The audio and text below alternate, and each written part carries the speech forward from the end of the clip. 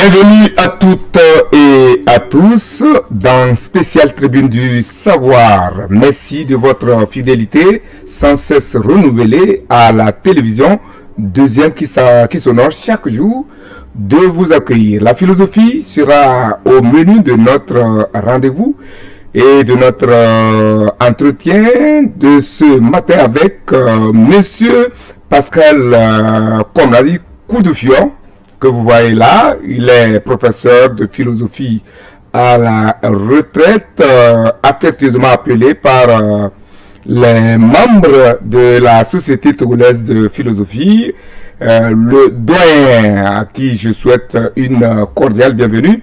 Il est auteur de plusieurs écrits dont certains vous seront présentés dans cette émission.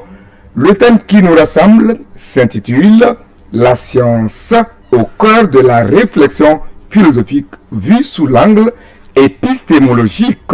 Je serai techniquement accompagné par le chef Emmanuel Lago du côté de la caméra, qui est donc à cheval sur deux caméras pour nous capter, et de l'autre côté de la mise en orbite et de la mise en orbite bien sûr, et de la réalisation, allais-je dire, c'est bien Alexandre Tchalim qui nous prête ses services.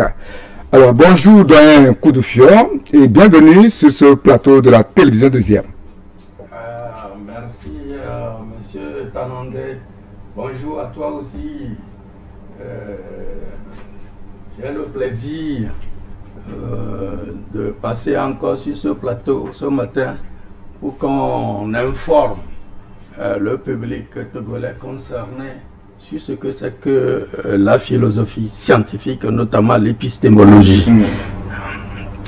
Merci une fois encore donc d'être au rendez-vous. Alors, comme vous l'avez dit, pouvez-vous déjà nous faire une brève présentation de la philosophie dans son entité?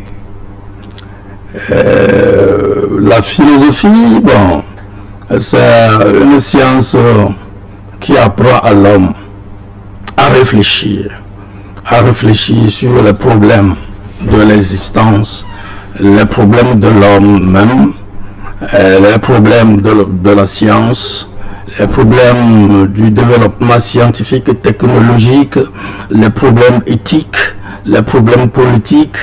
Bref, c'est une science qui nous aide à réfléchir sur beaucoup de domaines et afin de pouvoir leur chercher des solutions.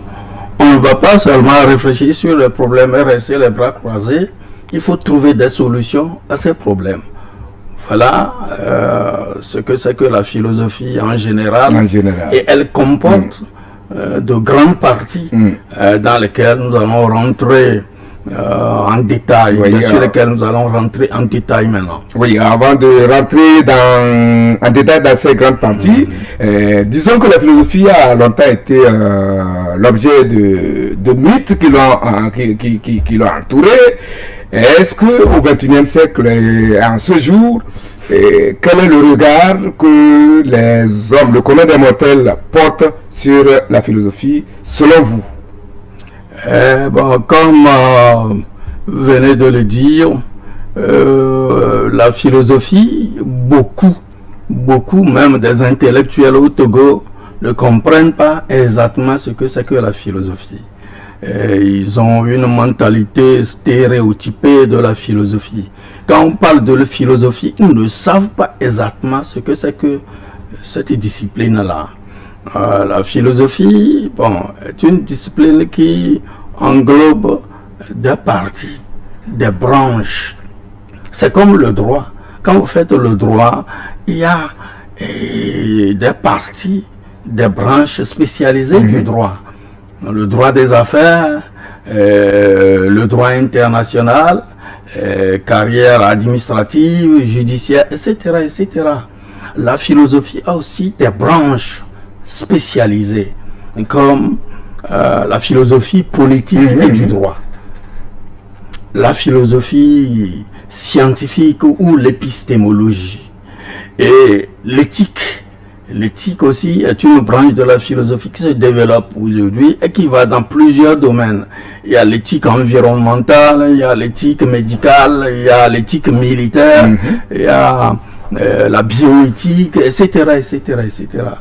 Donc on peut faire la philosophie et se spécialiser dans un domaine donné précis. Justement, comme vous nous y avez déjà amené, prière de nous parler maintenant de ces grandes branches que vous venez d'annoncer, les grandes branches de la philosophie, telles que vous venez de les annoncer, pour une meilleure découverte de ces branches. Voilà, dans les universités de Lomé et de Kara au Togo, les deux universités publiques, on enseigne la philosophie de façon pratique et elle porte sur ces grandes branches-là. Nous avons la philosophie politique et de droit. Ceux qui ont fait cette philosophie-là, qui se sont spécialisés dans cette philosophie, connaissent bien les régimes, les systèmes politiques, la dictature, la démocratie, parce qu'ils ont étudié des philosophes européens qui sont des théoriciens de la politique, comme Hobbes, comme Hume, comme Locke, sont des philosophes empiristes anglais, ça. Il y a les philosophes français comme Rousseau, Montesquieu, et ils connaissent bien la pensée politique de ces gens-là. Et vous avez aussi les Allemands comme Kant, Emmanuel, Hegel, qui ont développé une pensée philosophico-politique que les gens appliquent dans l'existence politique. Bien, il y a aussi le philosophe hollandais Baruch Spinoza.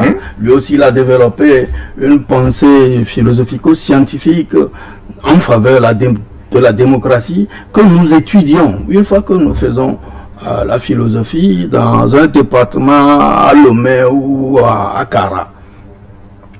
Voilà, ceux qui ont fait cette philosophie peuvent être utilisés en politique.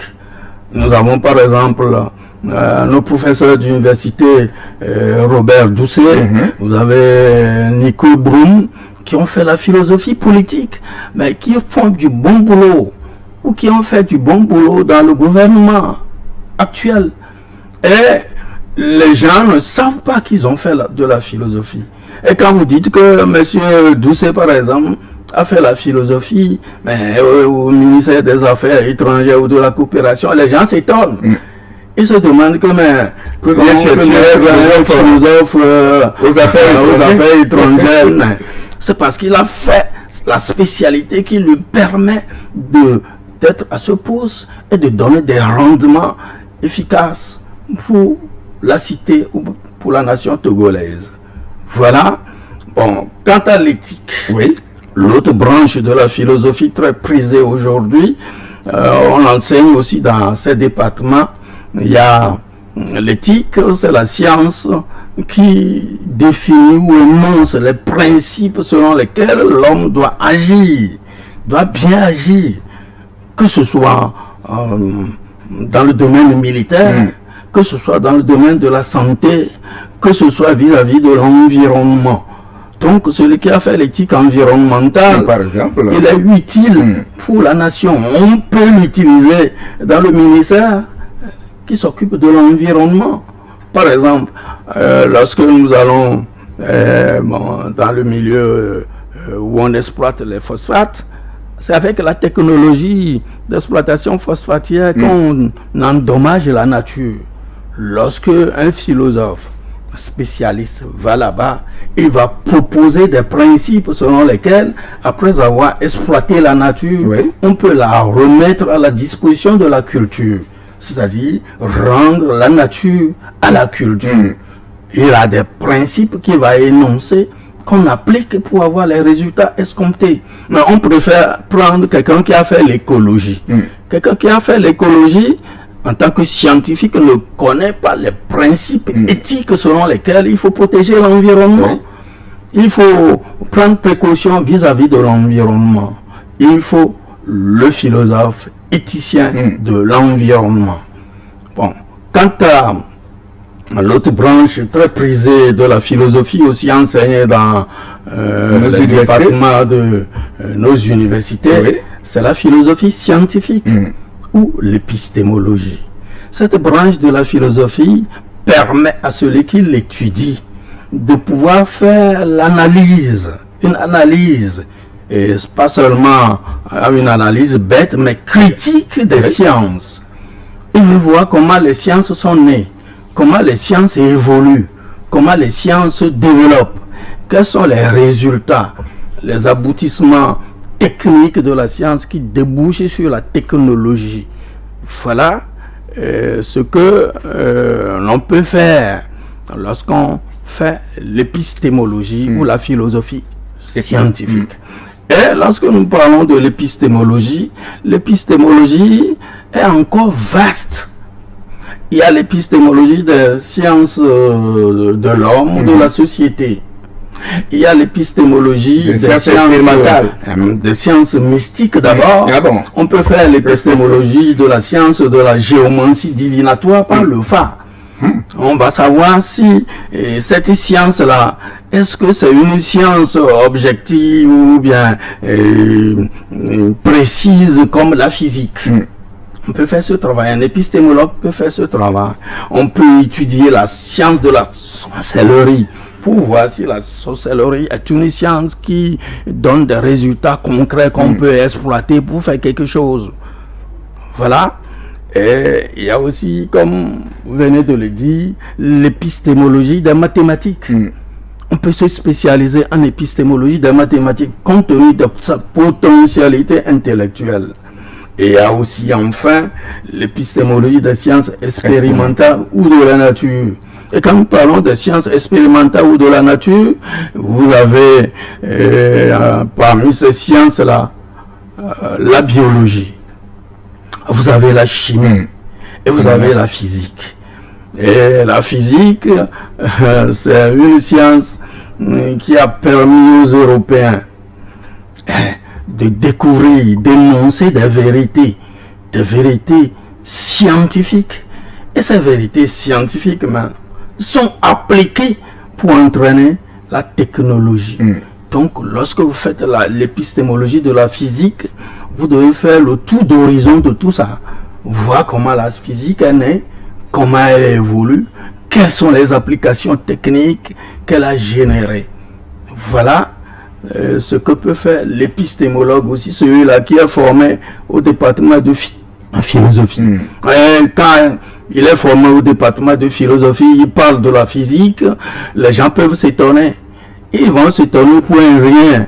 C'est une étude spécialisée qu'il a faite et qu'il maîtrise.